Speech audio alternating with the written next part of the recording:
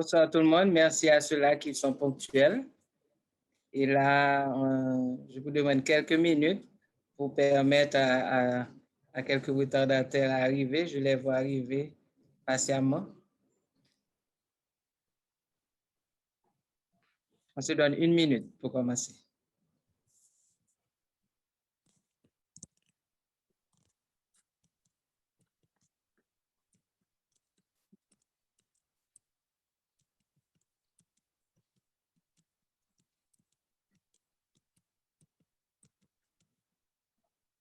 Alors, bonsoir à tout le monde. Bienvenue à la 8e session de Zoom sur le diabète.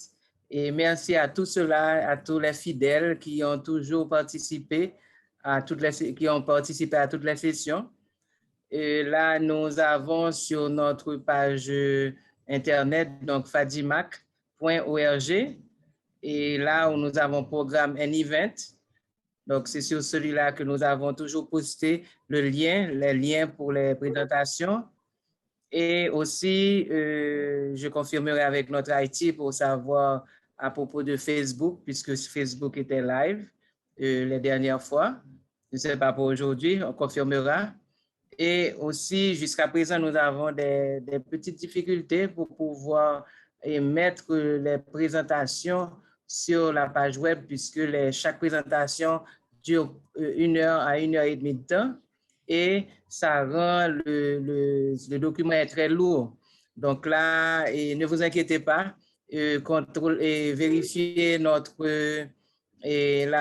vérifier sur notre page web les liens de YouTube. Et je pense que la première présentation, donc notre IT vient de m'annoncer cette bonne nouvelle, que la première présentation, qui était la prise en charge du diabète, première partie, est sur YouTube. Et on vous donnera le lien en fin de présentation. Donc, sans plus tarder, je remercie les panélistes ici présents. Donc, nous avons le docteur Bello Stanley. Donc, par ordre d'intervention, nous avons le docteur Stanley Jérôme et Bello Stanley Jérôme, qui est généraliste, interniste et nutritionniste et aussi de l'équipe de la FADIMAC. Nous avons le docteur Philippe Larco, qui est généraliste et épidémiologiste et le vice-président de la FADIMAC. Nous avons nous espérons le docteur Gary René, qui nous a informé qu'il a une urgence et cependant on espère qu'il sera présent. Et donc il est gynécologue et obstétricien gynécologue. Et nous avons le docteur Kédi Moïse, qui est actuellement en résidence en médecine interne et qui a été à la FADIMAC et qui est toujours membre de la FADIMAC et que nous voyons avec plaisir ce soir, que nous avons avec nous avec plaisir. Donc, sans plus tarder, je vais passer la parole au docteur Stanley Jérôme qui va vous parler des généralités de certaines sur le diabète et la grossesse. Merci pour votre présence et Bello, je te passe la parole.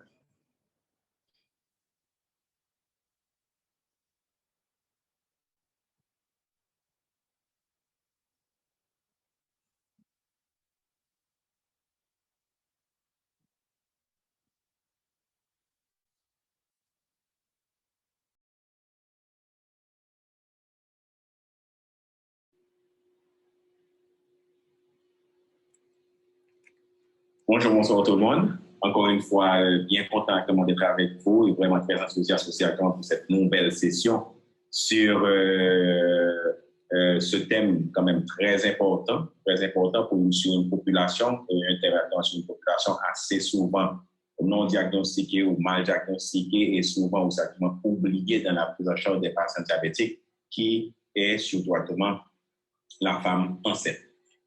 Encore une fois, je remercie certainement les présentateurs, les panélistes, les différents panélistes qui vont être avec moi aujourd'hui. Nous avons quand même le docteur Philippe Larco, le docteur Gary René, le docteur Kédi Moïse. Et de notre côté aussi, je vous remercie également, vous qui nous avez suivis pendant toute cette semaine.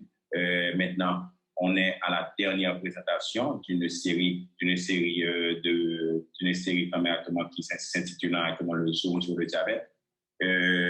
Vraiment, on a été comblé. Il y a eu beaucoup de partage d'informations collaboration et information très importante, très capitale, vraiment dans la prise en charge de cette population diabétique et surtout qui va permettre comme directement aux professionnels de la santé que vous êtes d'avoir une meilleure approche, une nouvelle approche, une meilleure approche certainement et dans la prise en charge, encore dans l'accueil, dans la prise en charge des patients diabétiques. Alors, on va continuer. L'approche, comme je vous dis, actuellement, que l'approche qu'on va voir actuellement, c'est surtout le diabète mellitus pendant la grossesse. Il faut se rappeler particulièrement que la grossesse, généralement, dans la grande majorité des cas, on le sait quand même actuellement que ça vient déjà avec beaucoup de modifications physiologiques et métaboliques, mais le plus important quand même sur le plan métabolique, c'est que souvent c'est accompagné d'une résistance à l'insuline, induite principalement quand même par la sécrétion d'hormones placentaires diabétogènes pour des hormones de la contre-régulation, qui comprend particulièrement l'hormone de croissance, l'hormone de libération de la corticotropine, l'hormone lactogène placentaire, la prolactine et la progestérone.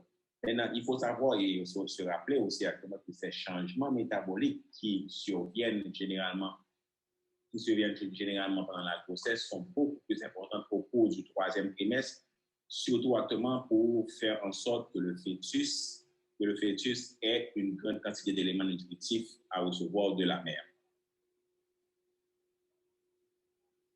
Maintenant, qu'est-ce qui arrive particulièrement? Généralement, le diabète gestationnel, il faut toujours se rappeler actuellement de ce processus parce que ça arrive chez tous les patients diabétiques, mais particulièrement chez les femmes enceintes.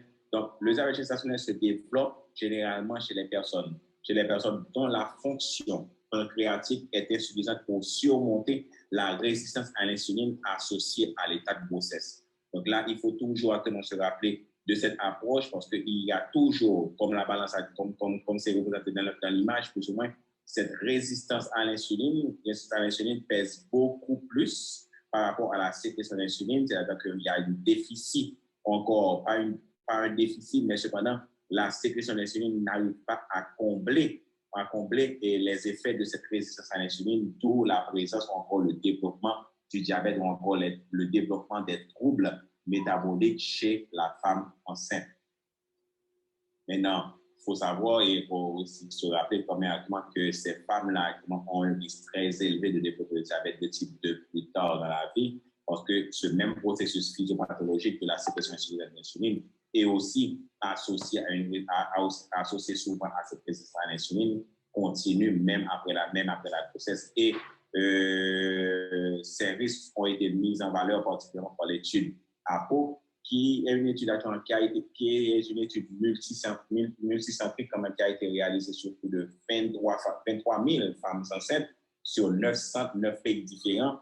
Normalement, donc, ça a révélé plus ou moins que ces femmes suivies sur une période de 10 à 14 ans, près de 52% de ces femmes ont développé un diabète de type 2 après la grossesse.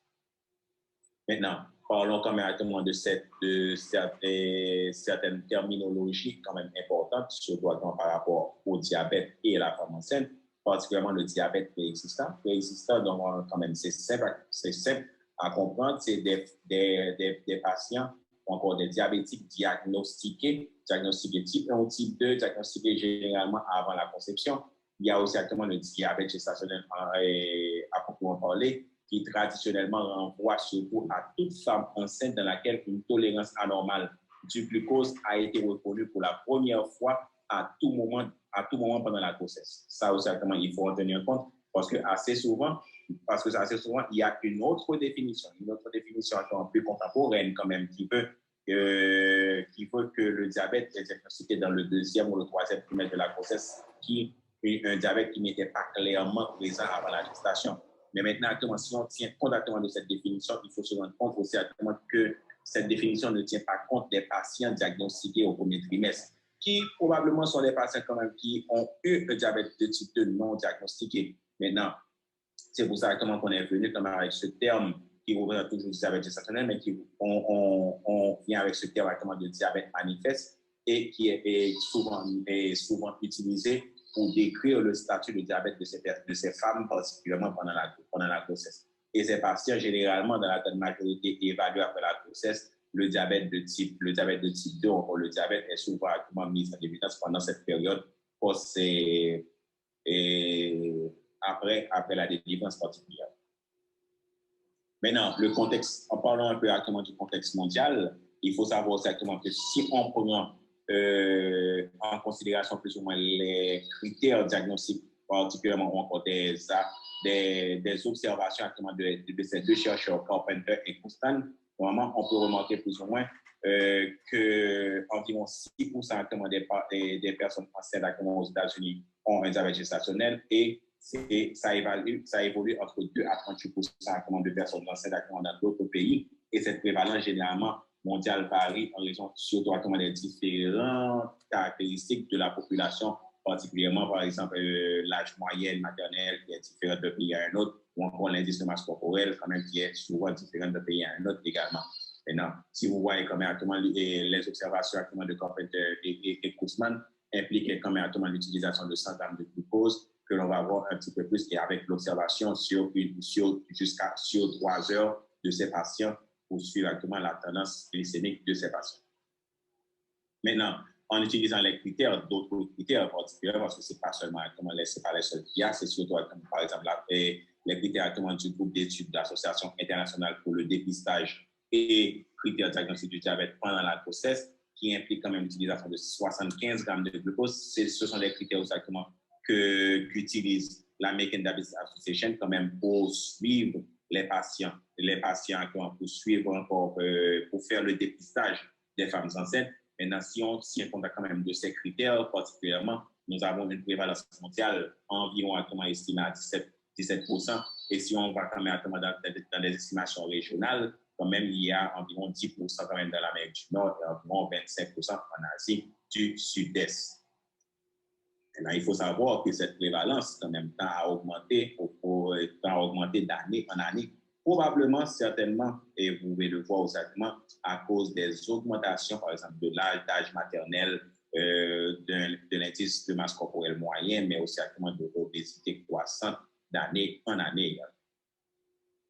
Maintenant, si on va directement au dépistage du diabète gestationnel, on peut avoir deux approches. Une approche en une ou encore une approche en 2 étapes. Généralement, c'est effectué entre 24 et 28 semaines de gestation, puisque généralement, les observations ont montré quand même, c'est l'âge gestationnel lorsque la résistance à l'insuline augmente de manière significative, conduisant assez souvent à une hyperglycémie chez les personnes ayant une capacité insulino-sécrétoire insuffisante pour maintenir une glycémie normale.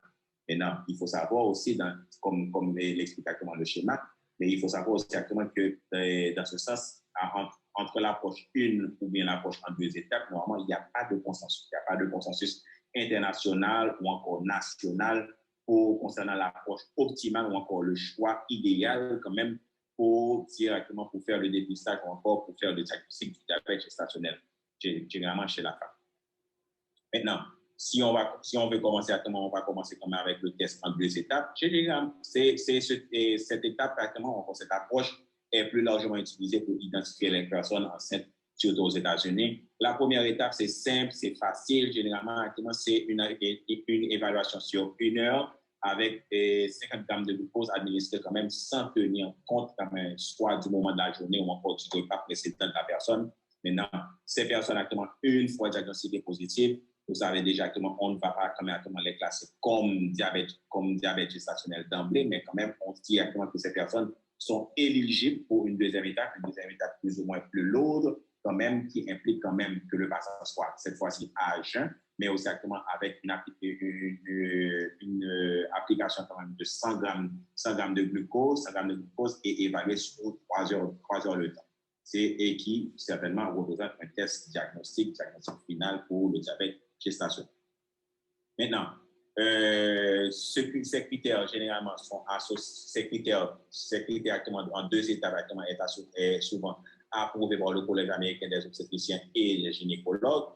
Les gynécologues, sachant très bien que la première étape, on donne 50 grammes quand même, et dès dès que le seuil glycémique dépasse ou encore est égal à 135 mg par décilitre et certains jusqu'à 140 mg par décilitre, la personne est éligible comme étant pour la deuxième étape. Et la deuxième étape revient aux critères comme étant de Carpenter et de Koustan ou encore de la National Diabetes Data Group, plus ou moins avec l'évaluation sur 3 heures, dépendamment de la glycémie, 1 heure supérieure à 180, 2 heures 155 et 3 heures supérieure à 140. Maintenant, il faut savoir quand même que dès que le diagnostic est posé, le diabète gestationnel est posé lorsque 2 valeurs de glycémie généralement sont élevées. Maintenant, l'approche en une étape, rappelez-vous quand même c'est beaucoup plus simple et beaucoup plus simple et consiste généralement à effectuer un seul test diagnostique et généralement, on évalue la personne sur 2 heures en appliquant certainement, en donnant à la personne environ 75 grammes de glucose à jeun chez tous les patients en général. Maintenant, il faut directement que ces critères de 75 grammes de glucose est largement utilisé par l'American Diabetes Association, par beaucoup de pays, surtout les pays d'Amérique latine, des Caraïbes, généralement, c'est l'approche en une étape que l'on utilise. C'est beaucoup plus simple et beaucoup plus rapide, beaucoup moins fastidieux comme pour la femme qui n'est pas obligatoirement d'attendre plus ou moins 3 heures avant d'avoir un diagnostic et généralement sans rien prendre et sans rien faire pendant cette période. Maintenant, le critère diagnostique, on le sait quand même, c'est 2 valeurs qu'on utilise, on évalue sur 1 heure et sur 2 heures. Maintenant, dès que la glycémie sur 1 heure dépasse 180 ou encore sur 2 heures dépasse 153, généralement, une seule valeur est anormale, est suffisante pour classifier encore pour poser le diagnostic du diabète gestationnel. Maintenant, pour terminer, il faut directement que, comme je viens de le dire, directement que c'est la méthode la plus pratiquée, particulièrement mieux tolérée et plus sensible à l'identification de la grossesse à risque que la glucose tolérance test. Le glucose tolérance test, c'est de 100 grammes oral que l'on donne généralement aux femmes enceintes. Merci tout le monde. Maintenant, je vais passer la parole au docteur Philippe Larco, qui va quand même nous partager certaines informations sur une étude que l'on a réalisée au niveau de la FADIMAC avec le staff et professionnel de la FADIMAC et qui révèle beaucoup sur la prévalence du diabète gestationnel chez la population haïtienne. Merci beaucoup et bonne fin de journée.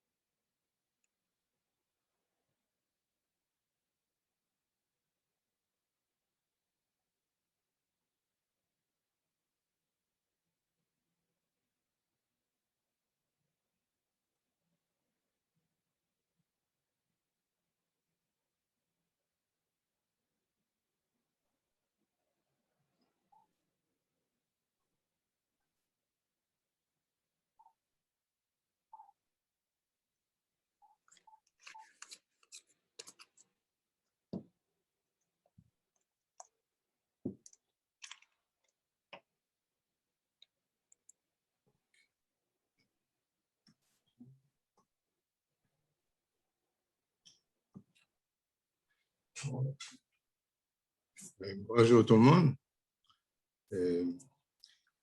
Bienvenue sur Zoom sur le diabète. Et là, après la présentation magnifique du docteur Jérôme, nous allons vous entretenir pendant quelques minutes sur une étude que nous avons réalisée à la FADIMAC sur la prévalence du diabète diagnostiqué pendant la grossesse. Tout d'abord, pourquoi nous allons surtout parler d'hyperglycémie pendant la grossesse, puisque, comme vous l'avez vu dans la présentation du docteur Jérôme, vous pouvez avoir ou bien un diabète préexistant à la grossesse, ou bien un diabète qui se développe pendant la grossesse.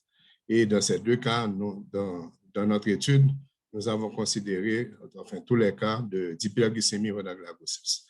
Et comme, encore, j'avais un peu reprendre les chiffres que le docteur Jérôme avait présentés. Par exemple, d'après la International Diabetes Federation, on retrouve une grossesse sur 6, un diabète gestationnel sur 6 grossesses, ce qui nous donne une prévalence d'à peu près de 16 à 17% de diabète gestationnel chez les femmes enceintes.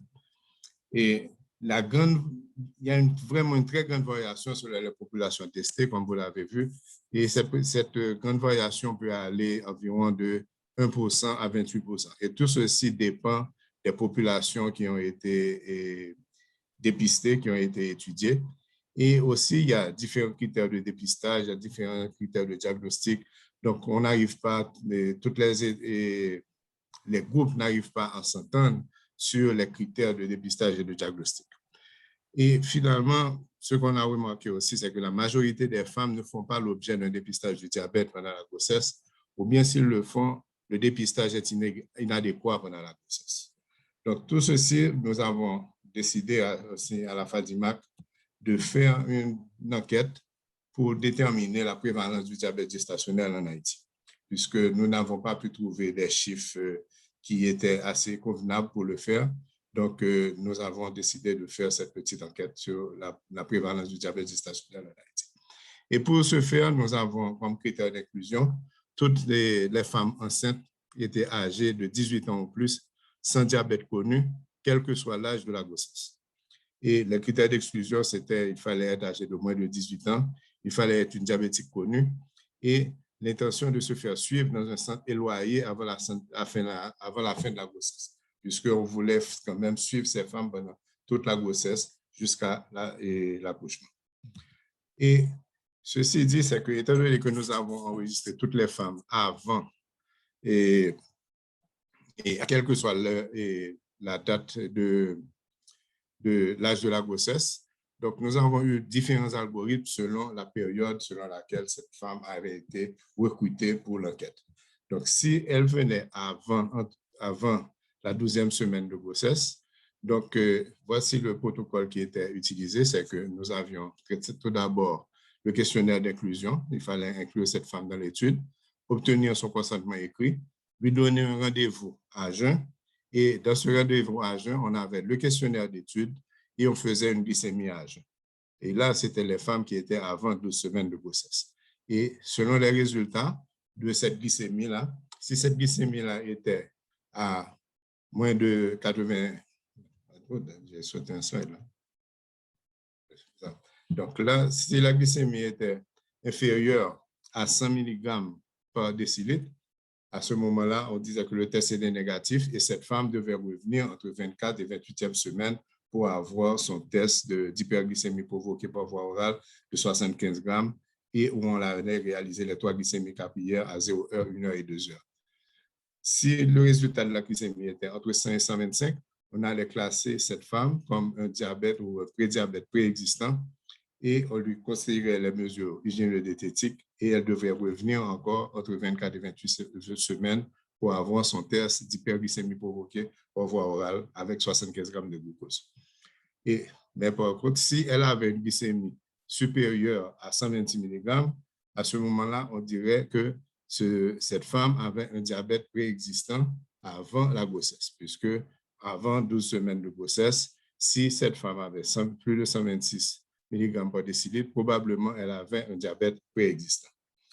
Donc, le deuxième groupe de patientes que l'on avait, c'était celles qui étaient entre 13 et 23 semaines de grossesse, de 12 et 23 semaines de grossesse, et c'était la même procédure, mais seulement à ce moment-là, les résultats que l'on avait pour la glycémie à jeun, c'était inférieur à 92. On allait dire que cette patiente-là avait un test négatif et devait revenir entre 24 et 28 semaines pour son test d'AGPO, entre 92 et 125, diabète gestationnel probable, et revenir encore à 24-28 semaines pour son test d'hyperglycémie provoquée par voie orale, et supérieur à 126, on allait la classer comme un diabète gestationnel et comme diabète gestationnel.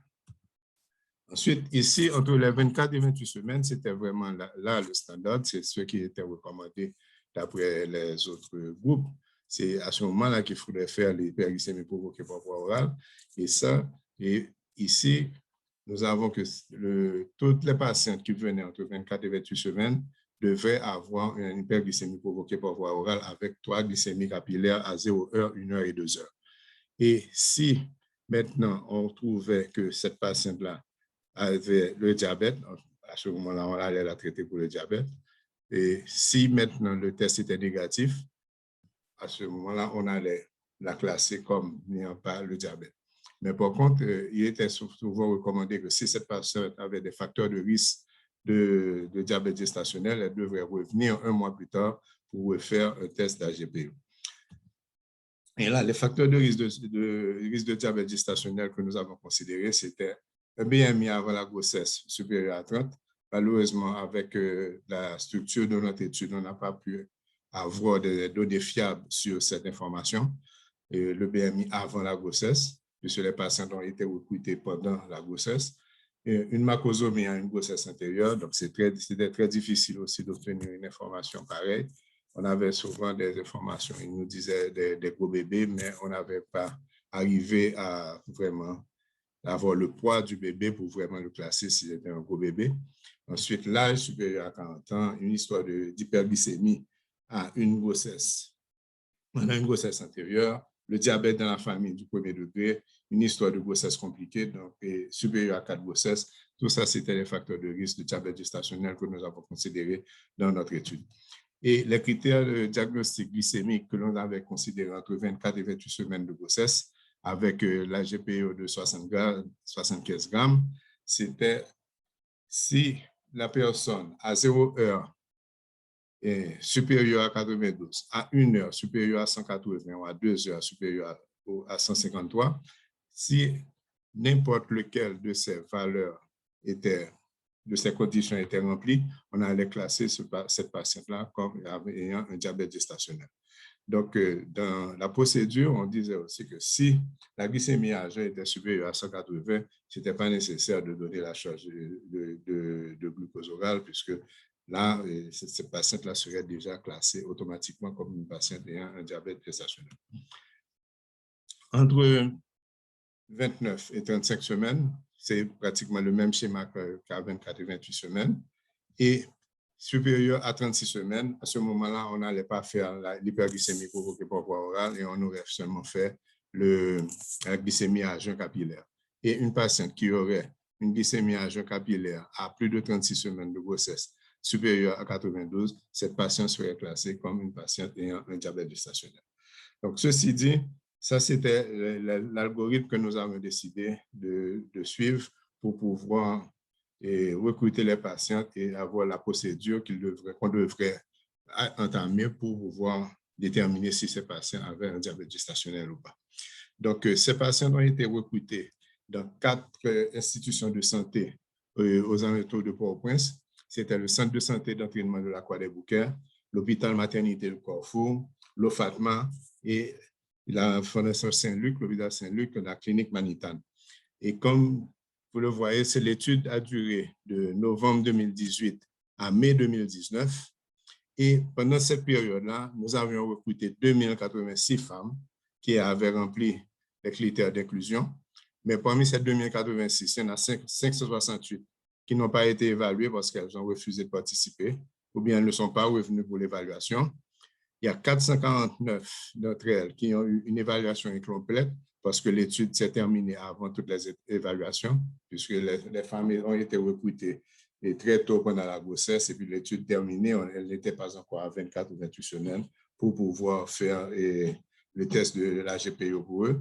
Donc, elles ont une évaluation incomplète.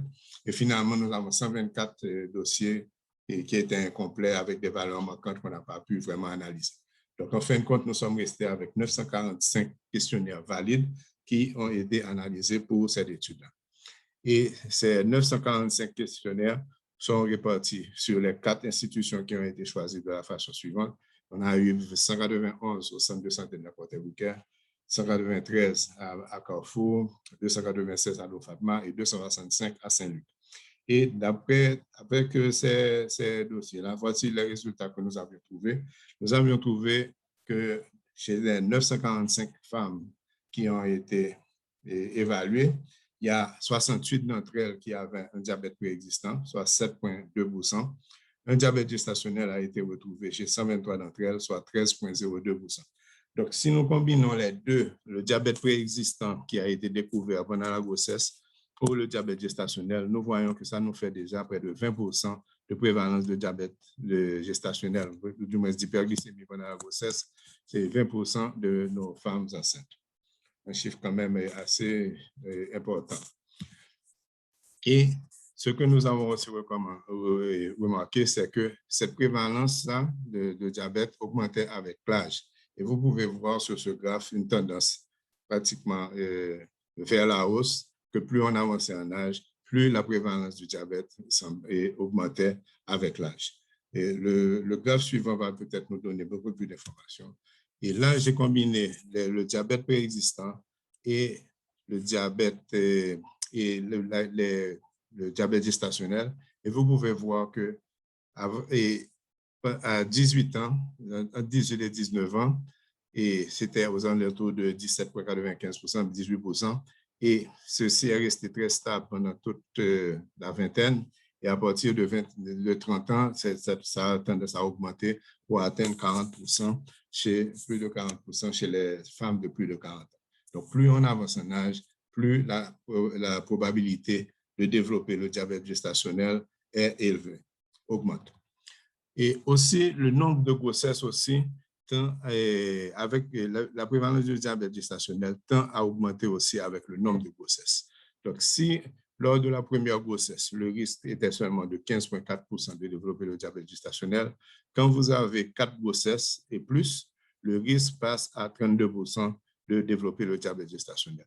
Donc, plus vous avez des grossesses, plus vous avez le nombre de grossesses augmente, plus la probabilité de développer le diabète gestationnel augmente aussi. D'autres facteurs que nous avons étudiés pendant cette étude, c'était si vous aviez une histoire familiale de diabète, votre risque allait augmenter. Puisque vous pouvez voir ici que les gens qui avaient le diabète, une histoire familiale de diabète, et avaient une prévalence de diabète gestationnel de 32,98% comparé à celles qui n'avaient pas d'histoire familiale de diabète où cette prévalence était de 19,08%. Donc, c'est presque le double. Si vous avez une parente qui est diabétique et que vous allez tomber enceinte, votre risque de développer le diabète gestationnel va pratiquement doubler par rapport à une personne qui n'avait pas une parente qui était diabétique. Le diabète lors d'une grossesse antérieure, certainement ces patientes-là ne devraient même pas être inclus dans l'étude, mais vous savez, elles ont quand même pu passer le premier screening. Donc, leur diabète est retourné maintenant pendant la grossesse. Ils ont eu encore un diabète gestationnel. Donc, si vous avez eu un diabète gestationnel lors d'une grossesse antérieure, maintenant, lors de la prochaine grossesse, la probabilité d'avoir un diabète gestationnel est pratiquement de 100%. Et aussi, si vous avez une prééclampsie lors d'une grossesse antérieure, là encore, votre risque de développer le diabète gestationnel va aussi augmenter. Donc, ça, ce sont déjà quelques résultats très sommaires que je viens de vous présenter sur cette étude que nous avons réalisée à la FADIMAC sur le diabète gestationnel. Et vous pouvez voir que le diabète gestationnel est quand même assez important dans le pays, puisque chez les femmes haïtiennes, puisque près de 20% d'entre elles ont développé le diabète gestationnel. On retrouve le diabète gestationnel chez pratiquement 20% des femmes enceintes en Haïti. Et aussi, cette prévalence-là augmente avec l'âge, elle augmente avec le nombre de grossesses. Et encore, si vous avez une parente diabétique, votre risque augmente. Si vous avez eu les prééclampsies dans une grossesse antérieure, votre risque va encore augmenter. Et si vous avez eu le diabète lors d'une grossesse antérieure, votre risque va encore augmenter. Donc, tout ça, c'est pour vous dire que c'est une condition qu'il faut vraiment prendre en compte. Et nous recommandons un dépistage universel pratiquement du diabète gestationnel lors de toutes les grossesses, puisque avec les conséquences que ça peut entraîner tant sur la mère que sur l'enfant, nous pensons que un dépistage universel du diabète gestationnel est vraiment important, surtout avec une prévalence de 20% dans toutes chez les femmes haïtiennes qui sont en état de grossesse. Donc, merci.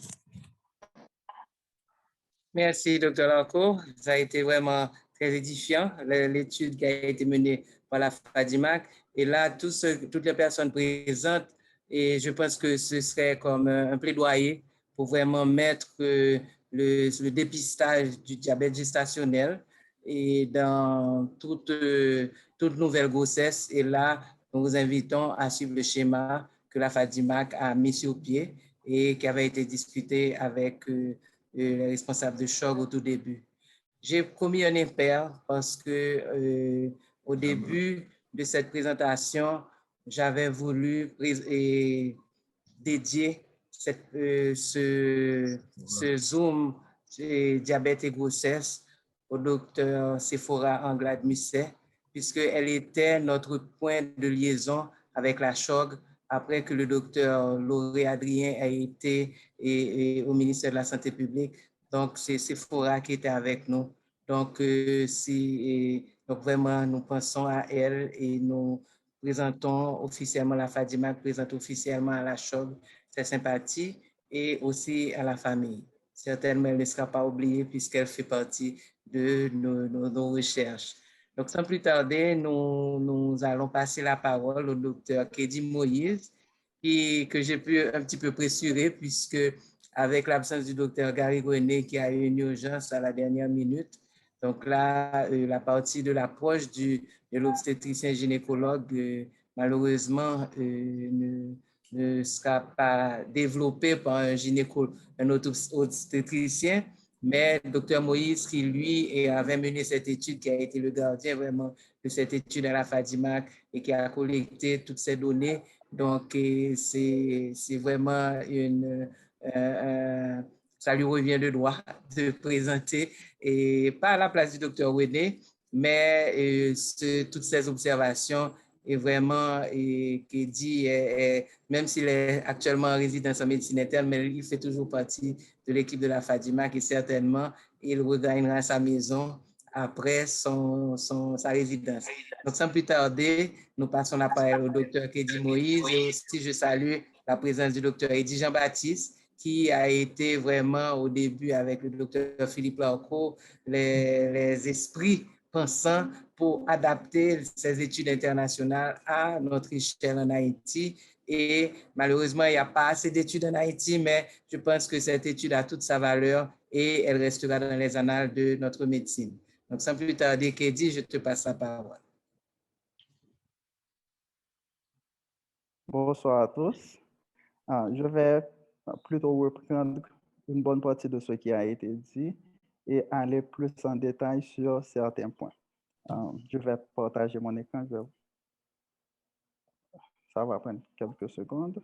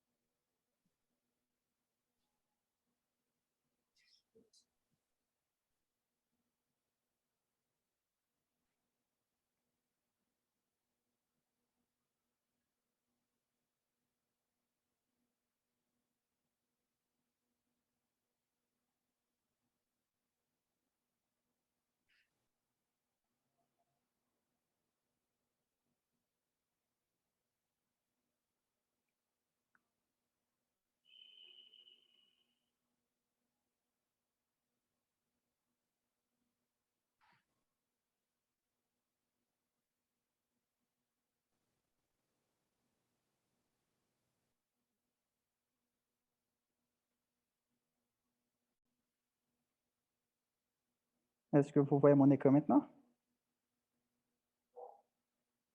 Oui, on le voit. Tu peux l'ouvrir. OK.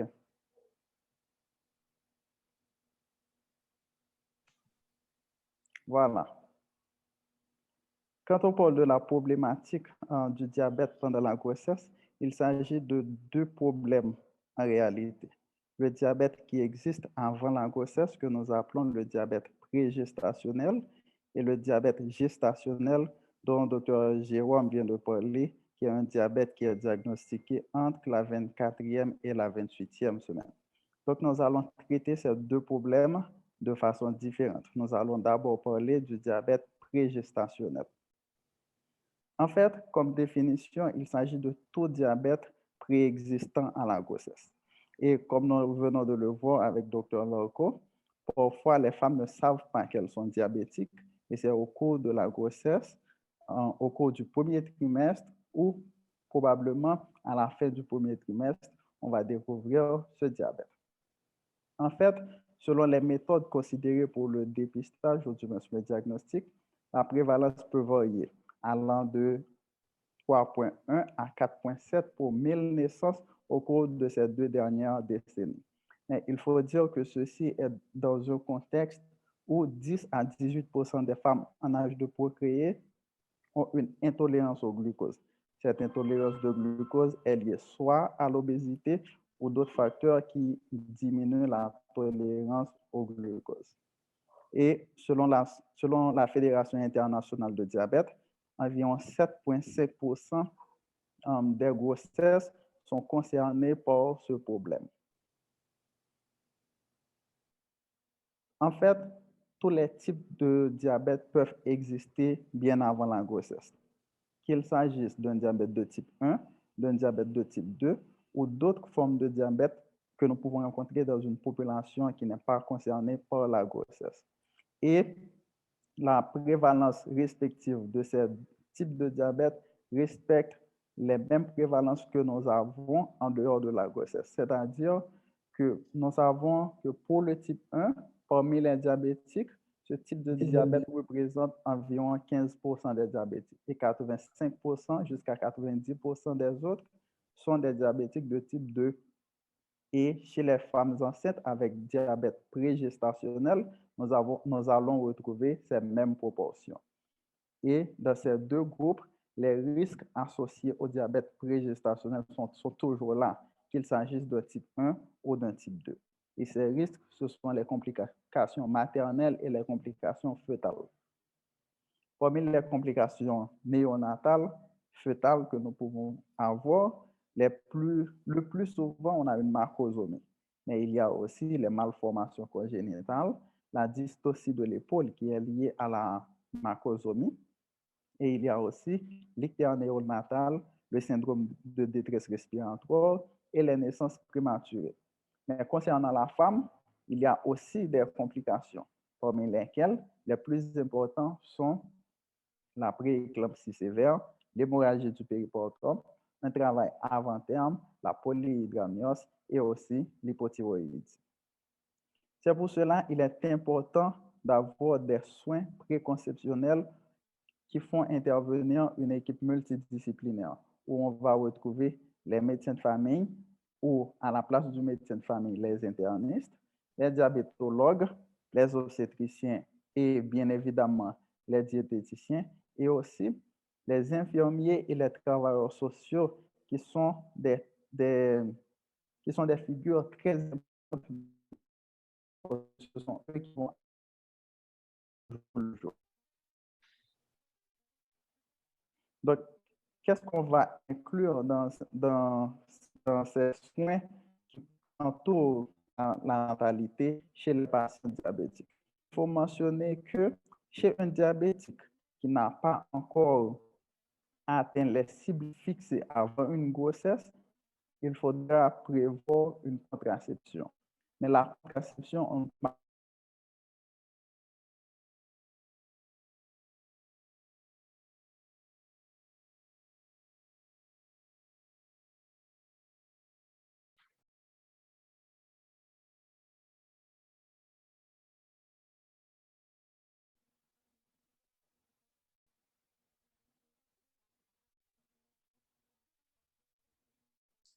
alors, vous êtes là?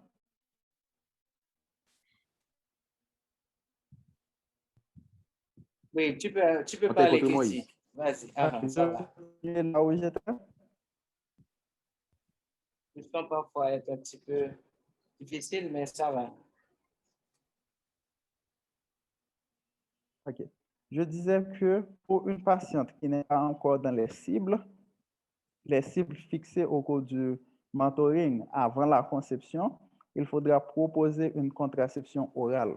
Mais il s'agit d'une contraception personnelle.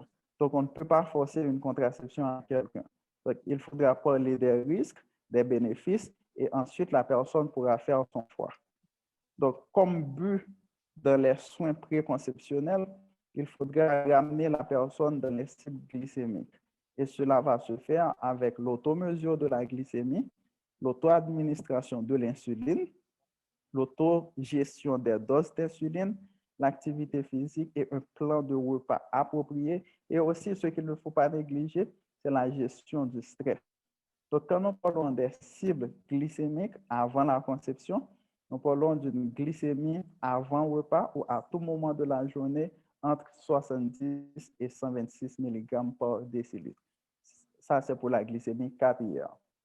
Mais pour la glycémie plasmatique veineuse, à jeun, elle doit être comprise entre 90 et 126 mg par décilitre, avec une hémoglobine glyquée légèrement inférieure aux cibles que nous avons pour la population générale, à savoir inférieure à 6,5. Nous avons ces mesures qui sont un petit peu strictes, c'est pour éviter les complications maternelles et fœtales qui peuvent survenir au cours de ces grossesses qui sont considérées à risque. Non seulement il y a la glycémie à surveiller, à monitorer et à prendre en charge, il y a aussi d'autres évaluations qui sont nécessaires comme soins préconceptionnels. Il y a d'abord la rétinopathie qu'il faut monitorer parce qu'au cours de la grossesse, la rétinopathie peut évoluer. Et aussi, il y a le bilan rénal qu'il faut surveiller et surtout la microalbuminurie. Pourquoi? Parce qu'on peut avoir une créatinine sérique normale, mais la microalbuminurie qu'on avait au début à cause d'un diabète qui commençait à, en fait, une microalbuminurie avec une néphropathie diabétique débutante, on peut avoir une aggravation de cette néphropathie diabétique au cours de la grossesse. Et on peut avoir une créatinine sérique normale, mais il y a un progrès de la microalbuminurie. Donc, il faudra surveiller cette microalbuminurie. Et aussi, il faudra conseiller les patients sur la metformine, sur les autres antidiabétiques oraux. En fait, elles ont toujours des questions sur la metformine et elles sont placées sur la metformine avant la conception. Et aussi, il y a les autres antidiabétiques oraux, à savoir les sulfonylurées, les inhibiteurs de la dipeptidylpeptidase 4 et autres. Et aussi, nous devons leur proposer l'insuline, qui est le premier choix de médicaments à longue durée d'action pour ces patients. En général, nous proposons l'insuline NPH et pour les patients qui sont très bien contrôlés, nous pouvons proposer la glargine. Concernant les médicaments à discontinuer, il y a les IEC ou les ARA2, parce que ces médicaments vont se retrouver par la suite dans le lait maternel, et aussi les statines. Donc, en faisant la surveillance de ces patients, nous devons fixer des objectifs et leur enseigner ces objectifs pour qu'elles fassent elles-mêmes leur autosurveillance. La glycémie à jeun est inférieure à ce que nous avons comme cible pour les patientes diabétiques qui ne sont pas enceintes ou qui ne vont pas tomber enceintes. Donc, la glycémie à jeun doit être inférieure ou égale à 90 mg par décilitre. 1 heure après la prise d'un repas, elle doit être comprise entre 130 et 140. Et 2 heures après repas, inférieure ou égale à 120 mg par décilitre. Rappelez-vous qu'avec la grossesse, il y aura un turnover des érythrocytes qui sera beaucoup plus accéléré que l'état que nous avons avant une éventuelle grossesse. Donc, de ce fait, nous n'allons pas attendre 3 mois pour reprendre l'hémoglobine glyquée. Donc, chez ces patientes, l'hémoglobine glyquée doit être reprise chaque 4 à 8 semaines. Et bien entendu, il faudra l'approche nutritionnelle avec un suivi nutritionnel strict, adéquat, parce qu'il faudra balancer l'apport calorique pour avoir une glycémie dans les limites cibles les limites cibles qui sont déjà très strictes. Et aussi, il faut éviter une perte de poids, parce que la perte de poids sera délétère pour le fœtus. Et il faut éviter toute diète qui favorise cette perte de poids. Maintenant, il y a beaucoup de questions concernant les activités physiques avant la grossesse quand on essaie de tomber enceinte et au cours de la grossesse. En fait, les activités physiques sont permises et les activités physiques accompagnant la thérapie nutritionnelle sont très bénéfiques. Il faut au moins 30 minutes d'exercice physique par jour, préconisé par l'American Congress of Obstetricians and Gynecologists. Et il faut aussi adapter les exercices que nous allons proposer aux habitudes de chaque personne. Comme nous venons de dire, l'automesure de la glycémie est très importante, ainsi que l'auto-adaptation des doses d'insuline. Donc, quand les femmes sont enceintes et ont le diabète, en fait, un diabète préexistant à la grossesse, nous avons plusieurs choix qui ont été étudiés, qui ont été vérifiés et que nous pouvons proposer à ces patients. Il y a d'abord les antidiabétiques oraux, à savoir metformine et les sulfonylurées que nous utilisons beaucoup en Haïti et qui sont parmi les premières drogues utilisées.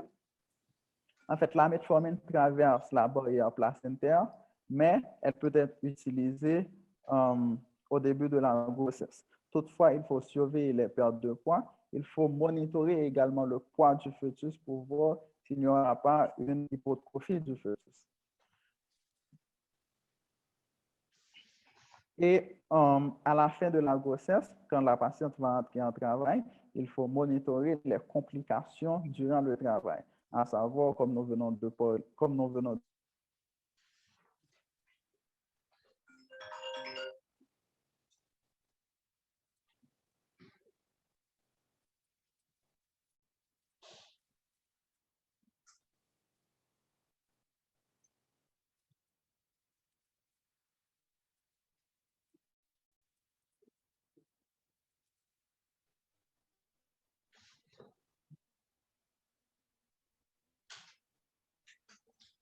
Oui, alors. Dit, et je te vois maintenant. Tu as été déconnecté quelques secondes. OK. Mon écran apparaît? Non, ton écran n'apparaît pas. Et partage-le encore, s'il te plaît. OK.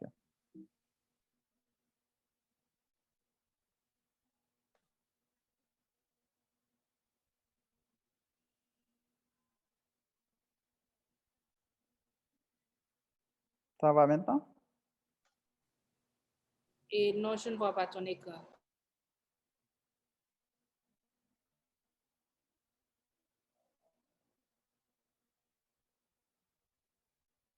Et maintenant, je crois que ça va.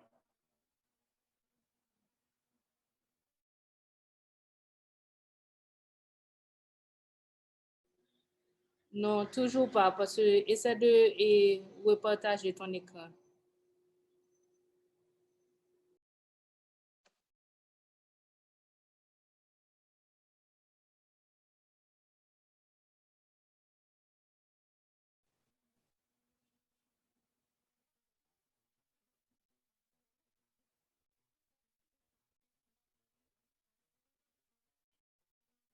Vous voyez mon écran maintenant? Non, et je ne vois pas ton écran.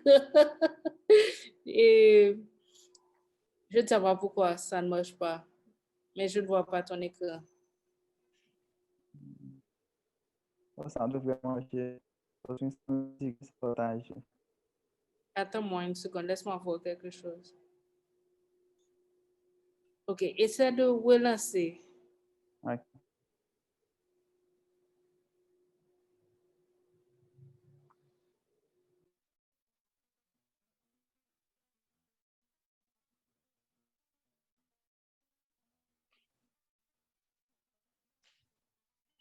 Relancer.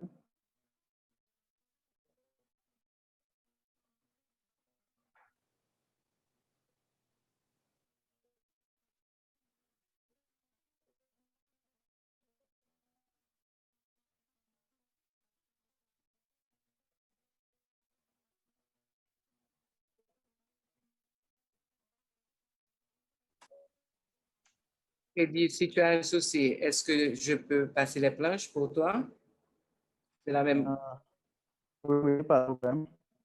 Parce Hein? que c'est partager l'écran, je ne comprends pas pourquoi c'est pas partagé. Attends. Attends-moi une seconde. Laisse-moi voir.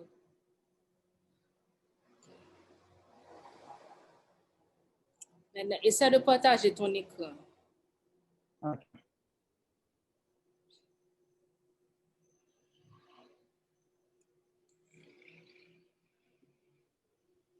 Ok, ça marche. Et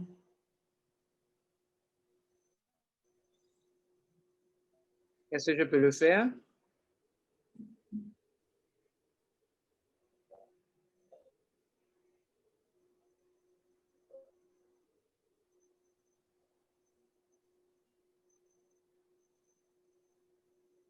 Tu arrives à quelle planche que dit?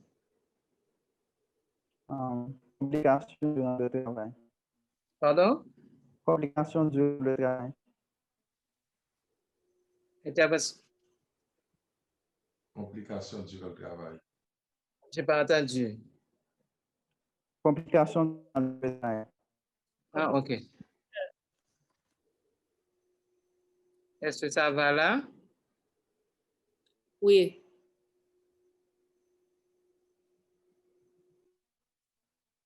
Je Tu, continue. tu vois ma vas-y, je passe sur les planches. Ok. Donc, pour les femmes diabétiques enceintes, vers la fin de la grossesse, il faudra monitorer pour les complications qui peuvent survenir avant le travail. Donc, à savoir la zoonose, la prééclampsie sévère, et parfois il y a les accouchements avant terme. Donc, suivant. Et quand la patiente est en travail, il faudra surveiller la glycémie de manière stricte pour ne pas avoir d'hypoglycémie néonatale chez le fœtus.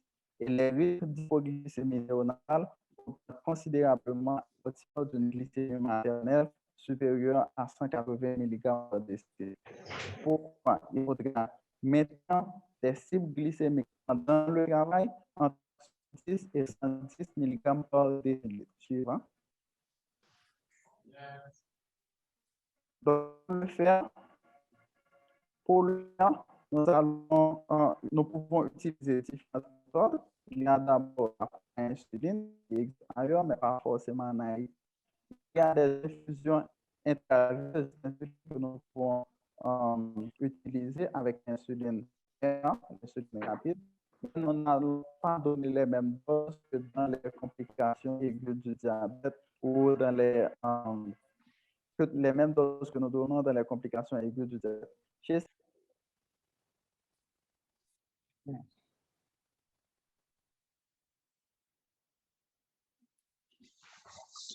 l'impression que le contact du docteur Moïse n'est pas stable. C'est là qu'il dit.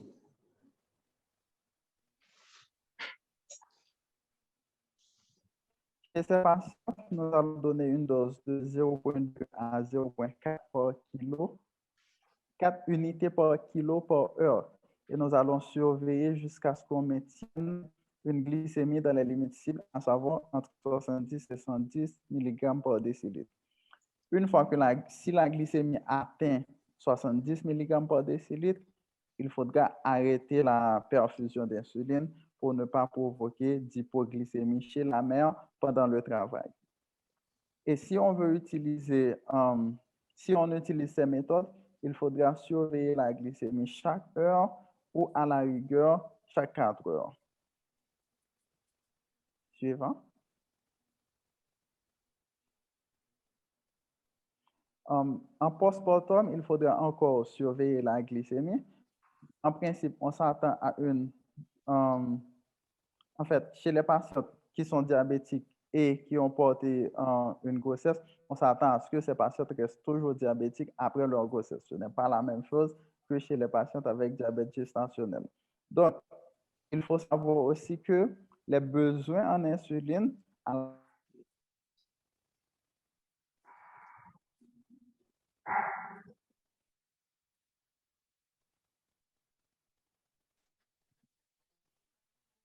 À la fin de la grossesse, les besoins en insuline doivent diminuer.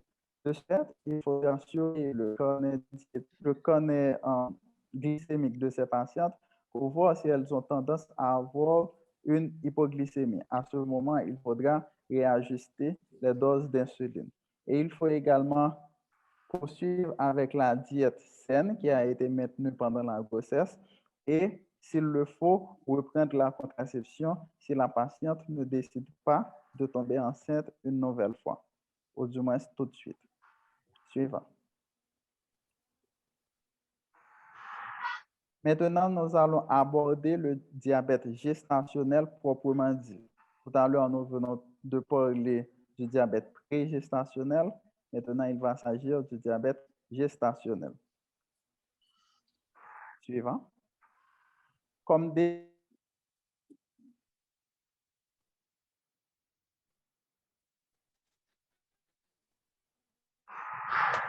Dans le temps, on avait considéré comme diabète gestationnel tout degré d'intolérance au glucose au cours de la grossesse.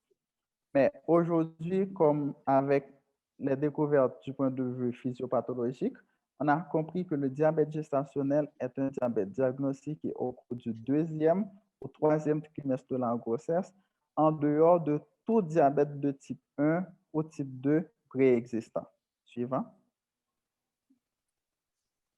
La prévalence est variable, comme nous venons de dire, en fonction de la méthode utilisée pour le dépistage. Et globalement, elle varie de 6 à 9%. Et il y a des groupes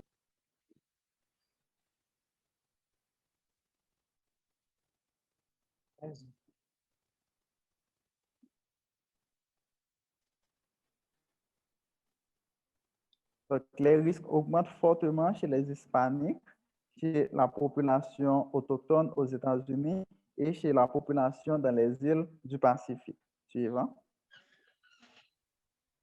Non. La physiopathologie du diabète gestationnel est complexe et fait appel à plusieurs mécanismes. Il y a d'abord la résistance à l'insuline, suivant. Et ensuite, l'augmentation des acides gras libres circulant au cours de la grossesse. Il y a une sécrétion altérée d'insuline au cours de la grossesse également. Et aussi une augmentation de la production hépatique de glucose et des changements qui sont liés au placenta. En fait, les changements qui sont liés au placenta sont considérés comme une pierre angulaire dans la physiopathologie du diabète gestationnel. Il y a l'inflammation et le stress oxydatif qui sont liés à la adiponectine, la leptine et l'expression de TNF-alpha au cours de la grossesse. Et aussi, il y a les effets contre-insuline, les effets de contre-régulation qui sont dus à la sécrétion de l'hormone placentaire lactogène humaine. Et aussi, il y a d'autres hormones de contre-régulation comme l'hormone de croissance qui sont sécrétées au cours de la grossesse, qui sont liées au diabète gestationnel. Suivant.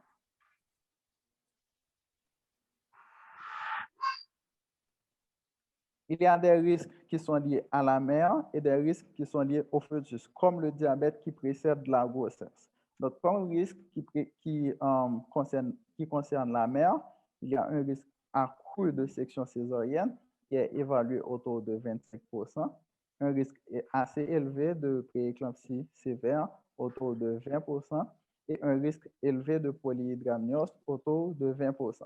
Et ce qui est considérable, c'est qu'après la grossesse, à long terme, ces femmes ont un très haut risque, jusqu'à 50 et 70% de risque d'avoir un diabète de type 2 5 à 20 ans après la grossesse. Donc, le diabète gestationnel est considéré comme un facteur de risque majeur pour le diabète de type 2. Suivant. Comme risque lié au fœtus, bien évidemment, comme pour le diabète préexistant à la grossesse, nous avons la macrosomie.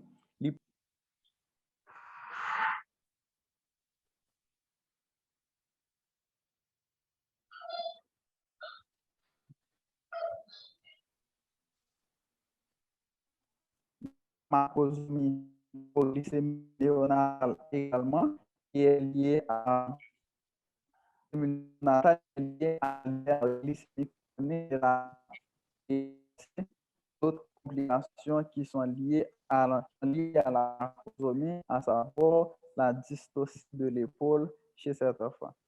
Et ce qu'on a pu remarquer également, il y a un risque accru de diabète de type 2 chez les progénitures.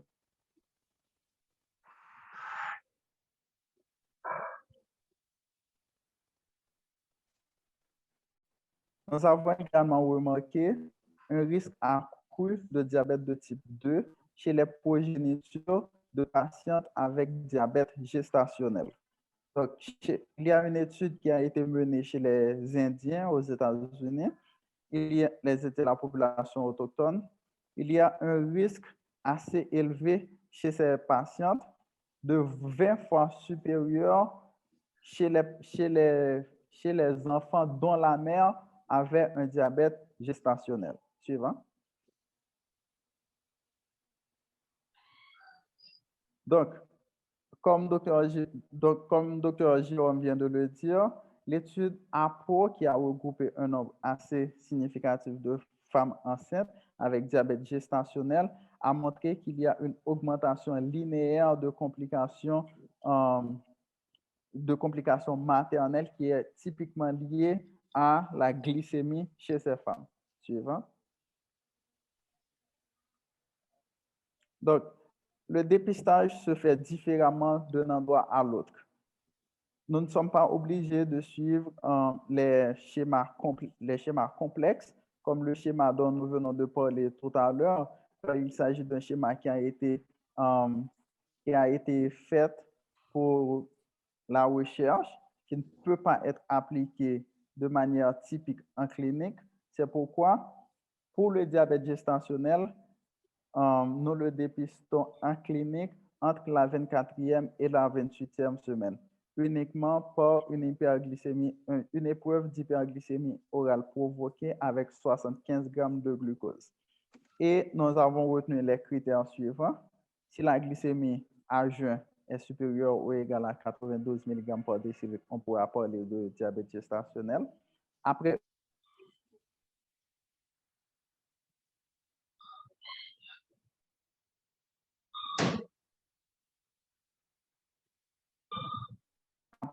une heure de l'ingestion de la solution glucosée, si la glycémie est supérieure ou égale à 180 mg par décilitre, nous parlons de diabète gestationnel.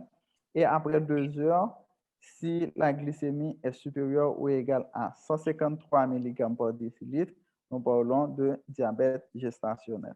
Suivant.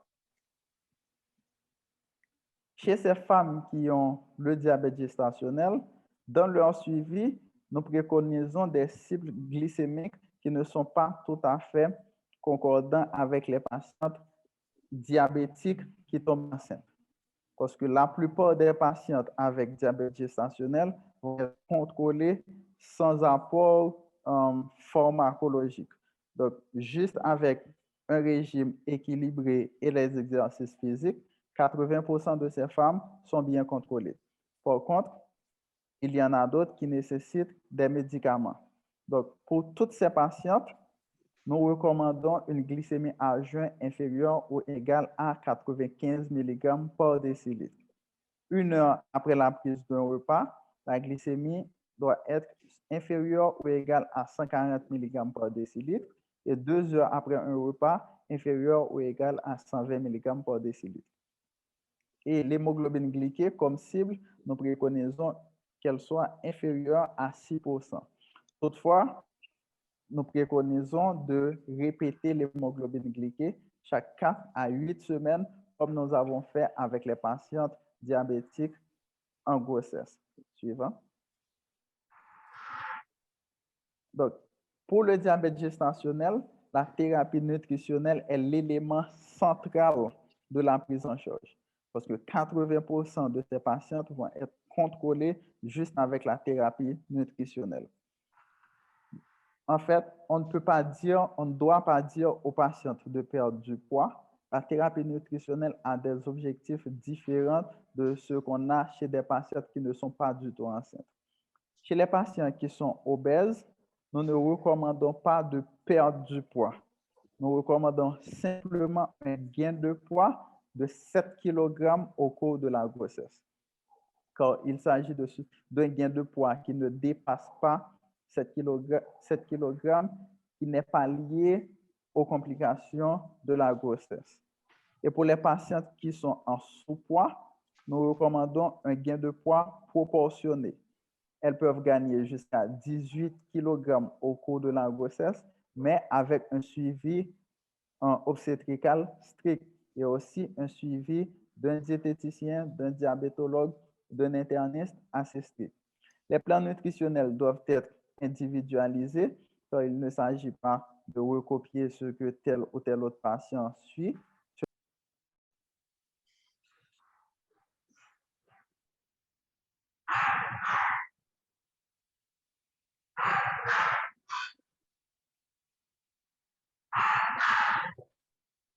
Le régime suivi par un patient peut ne pas correspondre à tel autre patient. Donc, de ce fait, il faudra des plans diététiques tout à fait individualisés. Et donc, quand nous parlons de gain de poids de 7 kg qui est recommandé pour les patientes obèses, il s'agit de leur préconiser une restriction calorique modérée. Modérée, donc, il faut vraiment décourager les régimes caloriques qui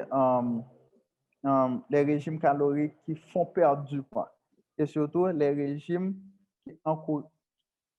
qui favorisent la cétonurie, les diètes keto qui sont plutôt en vogue.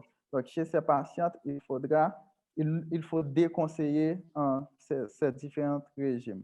Et aussi, il faudra toujours référer ces patientes à un diététicien. Suivant.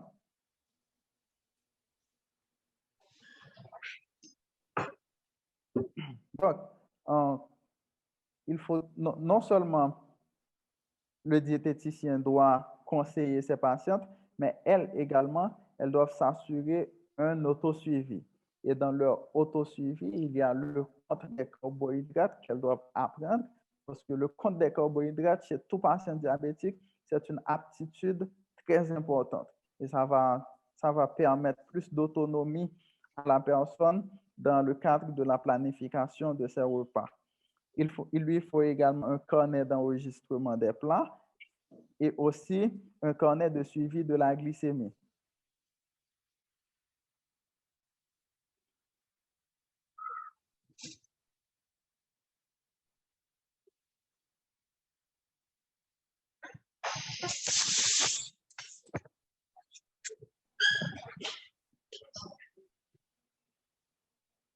Le carnet d'enregistrement des plats, quand il est associé au carnet de suivi de la glycémie, donne une plus grande liberté à la patiente pour planifier ses repas et avoir un meilleur contrôle de son diabète gestationnel. Suivant. Comme activité physique, il faudra planifier 30 minutes par jour. Il ne s'agit pas d'exercices physiques vigoureux, mais seulement des exercices, à savoir une marche lente et des exercices avec les bras et les jambes par intervalle de 10 minutes. Suivant. Comme pour le diabète précédent la grossesse, chez toutes les patientes avec diabète gestationnel, il faut un monitoring fœtal strict avec les échographes.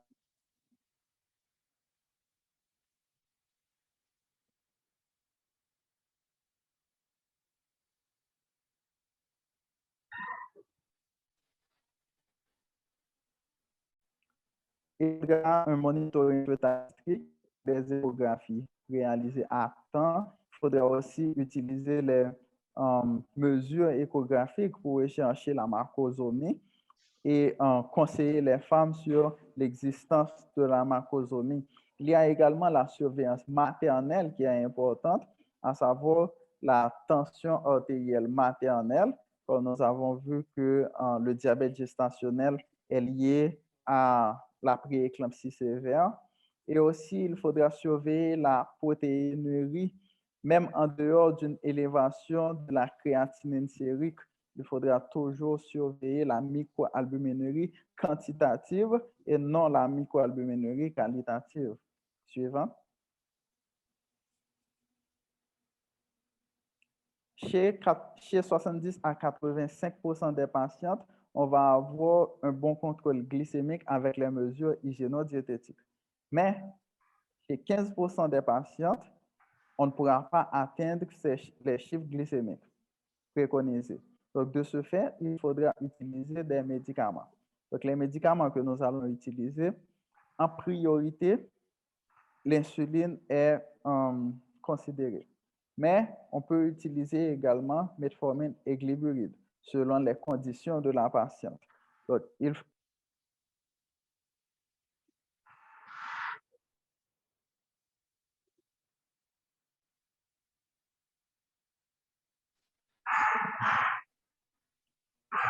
dehors de l'insuline, nous pouvons utiliser metformine et glyburide chez ces patientes.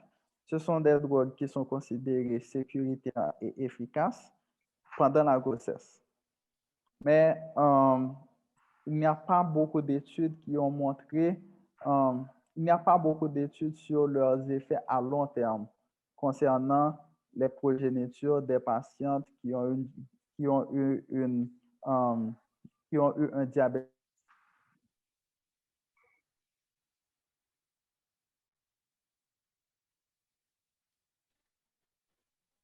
Et aussi, il y a les effets secondaires à monitorer et à gérer. Par exemple, il y a les effets secondaires digestifs de la metformine. C'est une patiente enceinte qui peut présenter des troubles digestifs au cours de sa grossesse. Il faudra monitorer ces patientes et discontinuer la metformine si des complications se présentent. Il y a aussi les complications rénales qui peuvent se présenter au cours de la grossesse. Dans ce cas, nous ne pouvons plus continuer avec la metformine et la glyburide en fonction du débit de filtration glomérulaire. Et également, il y a la perte de poids qui peut survenir avec la metformine qu'il faudra surveiller. Et dans ce cas, il faudra la discontinuer parce que nous ne pouvons pas... la perte de poids n'est pas conseillée au cours de la grossesse. Suivant. Donc, comme médicament plus sécuritaire que nous pouvons utiliser pour ces patientes, il y a l'insulinothérapie, l'insuline. Donc, nous pouvons utiliser tout type d'insuline pour ces patients, mais rien qu'avec l'insuline NPH, nous pouvons avoir une stabilité pour la plupart des patientes. Et au besoin, en suivant le carnet glycémique de ces patientes, nous pouvons voir si nous devons ajouter des doses d'insuline régulières accompagnant les différents repas de la journée. Suivant. Et après la grossesse, il faudra toujours suivre ces patientes parce que nous nous attendons à une diminution de la glycémie après l'accouchement. Mais il y a toujours un risque chez environ 10% des patientes que la glycémie reste élevée pendant un certain temps ou qu'elle ait définitivement un diabète de type 2. Donc, il faudra surveiller d'abord la glycémie avec des glycémies capillaires chaque 1 à 3 jours après la délivrance. Et au cours de la période de postpartum, il faudrait également faire des épreuves d'hyperglycémie orale provoquée à 6 mois, en fait, entre 6 à 12 semaines après l'accouchement, à 6 mois et à 1 an après l'accouchement. Donc, je vous remercie. En fait, autre point qui est aussi important, comme pour les patientes avec diabète, avec un diabète préexistant à la grossesse, lors du travail, il faudra un monitoring constant avec la présence d'un interniste ou d'un diabétologue parce qu'il faudra maintenir la glycémie entre 70 et 110. Si au cours de la délivrance, si au cours de l'accouchement, on a une hyperglycémie supérieure à 180 mg par décilitre, il se peut que l'enfant naisse avec une hypoglycémie néonatale, ce qui peut être fatal. Et si c'est méconnu, ça risque d'être fatal assez rapidement. Suivant. Donc, pour ces patients qui avaient un diabète gestationnel, il faudra faire la prévention du diabète de type 2. Donc, quand il s'agit d'une prédisposition, il s'agit d'un facteur de risque très important. Il faudra modifier le style de vie et ces modifications de style de vie que nous avons adoptées pendant la grossesse vont rester à vie. Et ces patients peuvent être pris en charge par la suite avec metformine ou les thiazolidinedione, par exemple la pioglitazone. Et aussi, il faut surveiller, il faut monitorer le risque cardiovasculaire de ces patientes car elles sont considérées à risque cardiovasculaire déjà modéré. Donc, il faut surveiller est-ce qu'elles ne vont pas passer à un risque cardiovasculaire plus élevé. Et les agents de santé publique ont un rôle important dans ce processus, car beaucoup de patientes, comme nous venons de le voir avec la prévalence du diabète gestationnel, beaucoup de patientes ne sont pas suivies à long terme et beaucoup de patientes n'ont pas une prévention vraiment adaptée. Donc, il faudrait inclure en fait l'ensemble des soignants pour s'assurer d'une bonne prise en charge de ces patientes. Donc, je vous remercie et je m'excuse pour toutes ces coupures. Il s'agit de la mauvaise qualité de l'Internet. Merci beaucoup, Kedi. Et là, souvent, on voit l'écran, mais on ne sait pas ce qui se passe en arrière. Je félicite vraiment le docteur Moïse qui, pour pallier à l'absence du docteur René, a dû, pendant la présentation, et ajuster et préparer une autre présentation. Donc ça, c'est vraiment chapeau, Kedi, et je suis contente que tu sois des nôtres. Donc, sans plus tarder, on va passer aux questions. D'abord, donc, pour les questions, vous utilisez le traîneau Q&A, c'est pour question and answer. Mais je vais voir une des questions, la première question qui a été posée dans le chat, et on va aller au Q&A. Donc, bonsoir à tous. Merci pour ces magnifiques présentations. Docteur Lorco, est-ce que vous avez trouvé une corrélation de l'alimentation et le diabète gestationnel dans votre étude?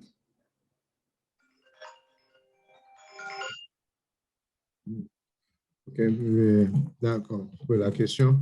Non, mais malheureusement pour cette étude-là, nous n'avions pas étudié l'alimentation des femmes enceintes. Donc, je ne pourrais pas répondre à une question pour laquelle nous n'avons pas recueilli d'informations sur ça. Par contre, ce que nous avions un peu regretté, c'était le BMI. Malheureusement, c'est que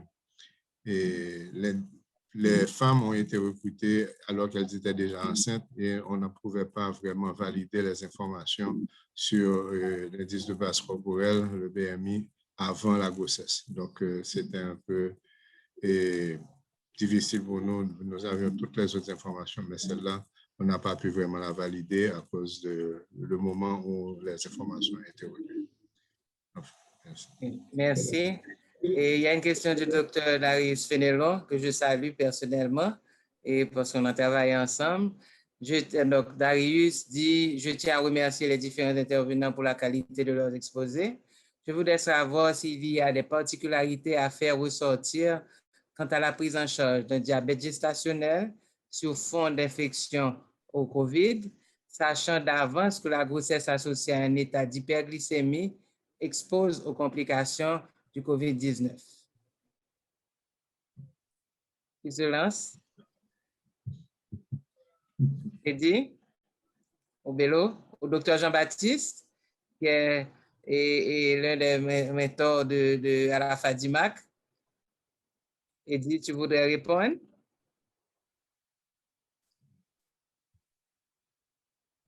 Allô? Oui, je reprends la question. Oui, oui? Oui, on peut reprendre la question? Mais oui, donc le participant demande, il voudrait savoir s'il y a des particularités à faire ressortir quant à la prise en charge d'un diabète gestationnel sur fond d'infection au SARS-CoV-2, sachant d'avance que la grossesse associée à un état d'hyperglycémie expose aux complications du COVID-19. bien entendu, toutes ces patientes doivent être placées sous insuline. Même s'il s'agit d'une infection légère à la COVID-19, donc toutes ces patientes doivent être placées sous insuline pour éviter les pics d'hyperglycémie. Non seulement la COVID-19 a de pires résultats en cas d'hyperglycémie, mais il y a également, en fait, c'est un cercle vicieux. La COVID-19 va faire augmenter la glycémie. Le virus SARS-CoV-2 a un impact direct sur les cellules bêta et diminue la sécrétion d'insuline. Donc, on devrait vraiment traiter toutes ces patientes avec de l'insuline et non donner des hypoglycémiants oraux. Merci, Kedi. Et cette question vient de Mme Guillaume, qui est toujours présente. Bonsoir, Rachel. Et comme elle demande, c'est est-ce qu'on peut donner la définition de polyhydramiose, puisqu'elle est une profane, donc elle aimerait comprendre. Et j'ouvre une parenthèse, c'est que pour le mois de juillet, vu la demande importante des patients qui ont suivi les sessions médicales, donc, et nous avons créé ce qu'on appelle Zoom sur le diabète causerie avec nos patients. Et chaque jeudi, contrairement à ce qu'avant, c'était chaque 2 jeudis, mais à partir du 1er juillet, chaque jeudi, nous aurons un sujet qui intéresse nos patients, à savoir la COVID, les nouveautés dans le diabète, dans le traitement du diabète, la prise en charge, l'hygiène de vie, les complications liées au diabète et aussi la gestion des émotions. Donc, nous aurons 5 sessions pendant le mois de juillet. Restez branchés et on vous enverra aussi ces informations. Donc, Bello, tu veux répondre à la question de Mme Guillaume, la définition de polyhydramiose.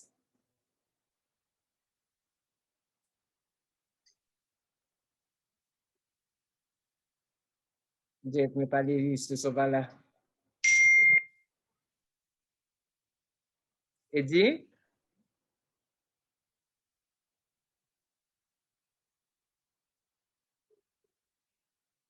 Au fait, dans l'hydramiose, c'est l'excès de liquide pendant la... Allô? Donc, lorsqu'on a un excès dans le liquide pendant la grossesse, nous avons le liquide amniotique. Donc, l'hydramiose et la polyhydramiose, c'est lorsqu'on a une quantité excessive de liquide chez la mère, chez la femme enceinte. La question du docteur Laferrière, comme elle avait été déconnectée, et elle demande est-ce qu'on peut reprendre l'utilisation de la metformine, je suppose c'était pendant soit le diabète gestationnel ou diabète avec grossesse. Kedi?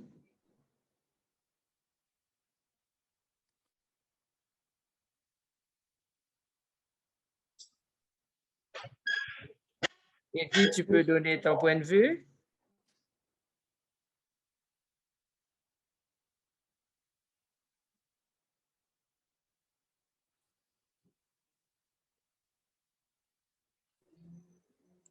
Docteur Moïse a été déconnecté encore. Et Docteur Moïse a été déconnecté encore. OK, bon. Là, au fait, l'utilisation de la metformine, dans le diabète gestationnel, étant donné que nous avons, il y a plusieurs études, et en Afrique particulièrement, qui utilisent la metformine pendant la grossesse. Et comme Kedi l'avait dit dans sa présentation, à long terme, on ne sait pas ce que ça peut causer aux fœtus devenus adultes. Cependant, et pendant la grossesse, chez ces femmes qui présentent d'ailleurs une résistance à l'insuline qui est assez marquée, particulièrement due au placenta et à la sécrétion de l'hormone placentaire. Et donc, cette résistance à l'insuline est combattue par la metformine. Donc, on utilise dans certains cas la metformine, mais il n'y a pas assez d'études qui ont pu valider et vraiment dire qu'à la longue, le fœtus n'aurait pas de complications.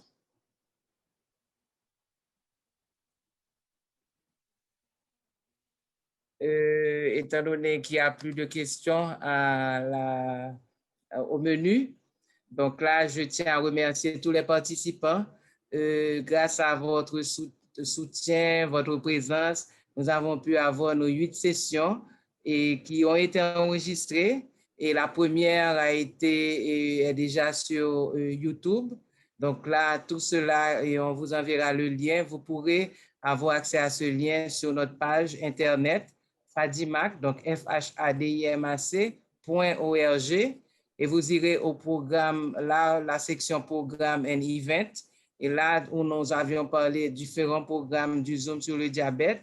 Et vous aurez ce lien de YouTube au fur et à mesure qui sera ajouté selon la présentation qui sera mise là-dessus. C'est vrai que depuis le début, on avait pensé pouvoir le faire, mais les présentations étant tellement lourdes, il a fallu couper en plusieurs parties chaque session. Et si vous êtes intéressé à les avoir directement, vous pouvez nous écrire à info@fadimac.org ou bien sur fadimac@hotmail.com. Donc, sans plus tarder, nous vous remercions d'avoir été des nôtres. Nous remercions les panélistes pour leur présentation extraordinaire et tout au long de nos différentes sessions. Et restez branchés avec la Fadimac. Certes, l'approche virtuelle est facile pour certains, mais on ne peut pas répondre des connexions. Et puisqu'on a eu même un petit souci avant, et heureusement que c'était vers 6 heures où on n'avait pas d'Internet et donc on a dû manipuler et ça s'est retourné. Donc là, bonsoir tout le monde. Merci d'avoir été des nôtres et nous espérons que vous serez toujours avec nous. Bonne soirée.